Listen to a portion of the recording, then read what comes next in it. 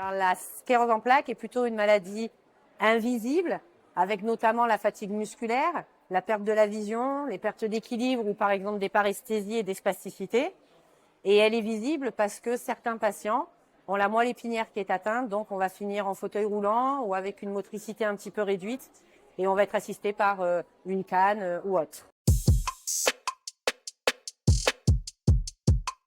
Alors non, pas du tout. La sclérose en plaques, c'est la première cause de handicap chez les jeunes adultes.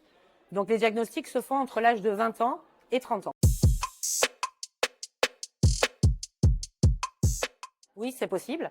À partir du moment où la maladie n'est pas prédominante chez le patient, on peut très bien continuer de travailler tout en continuant d'avoir son traitement. Après, c'est une maladie où il faut s'écouter.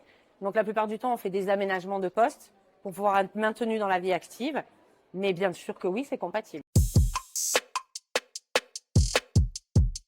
Alors l'accompagnement, il peut être pluridisciplinaire. Il y a la création des ETP qui sont beaucoup faits dans les CHU où il y a une prise en charge pluridisciplinaire. Il y a aussi les neurologues, les kinés qui nous aident aussi à la prise en charge.